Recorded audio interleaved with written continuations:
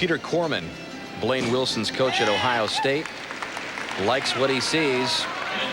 After 2 rotations, his man tops the list as we get set for the 3rd rotation.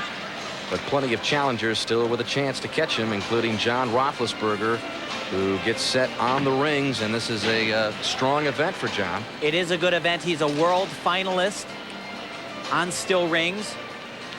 Everything is about positions. As level as possible. He's a little bit high here, but not bad.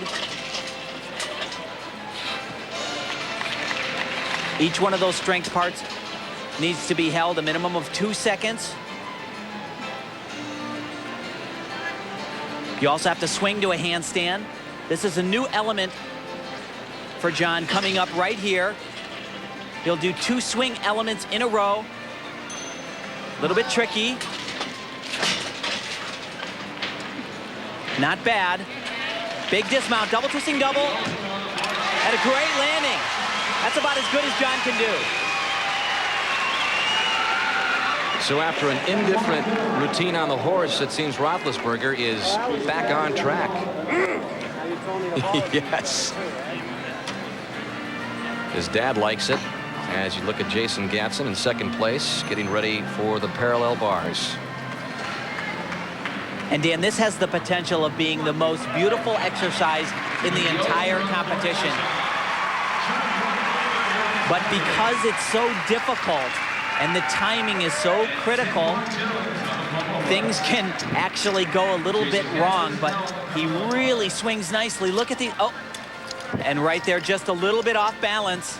But he better get it back together. He's got about 5 elements in a row that all connect right here, one after another. Very tricky. And watch this, all the way into the middle. Oh, that was great. Just the dismount. Step on the landing. Not what he's capable of doing, but still a fan exercise for Gatson.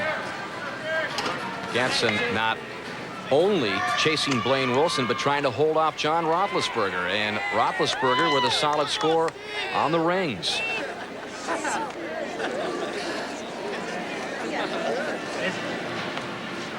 And Tim, for a guy that you said was capable of much more, that's a pretty good score. It certainly is. That's going to be way up there on parallel bars, but he could have been better.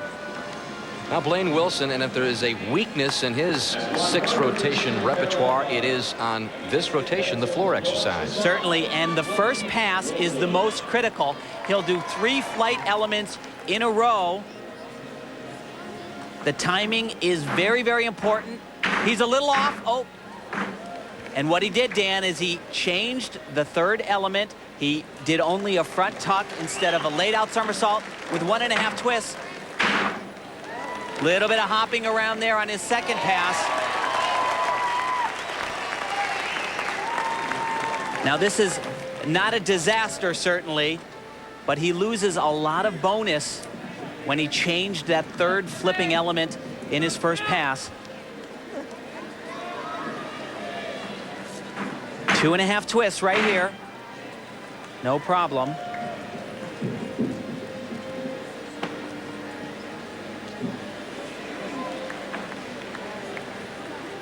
Because of the rule changes, Blaine is doing a virtually completely new exercise on this event.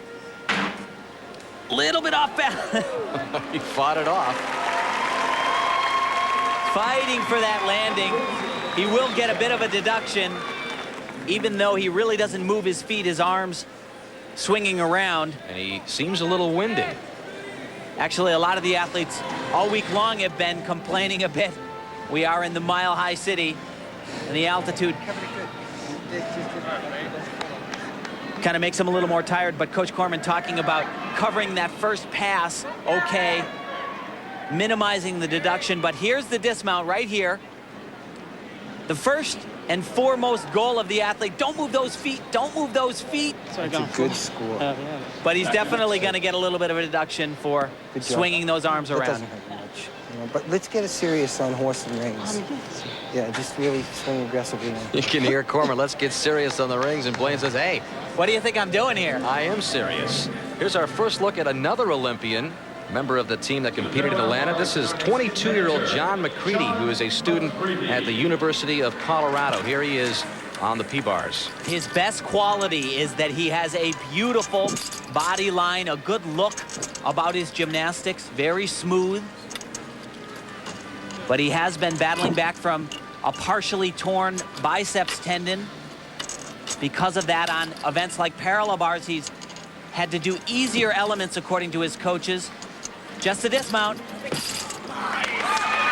Macready trying to hang on to third. We'll be right back.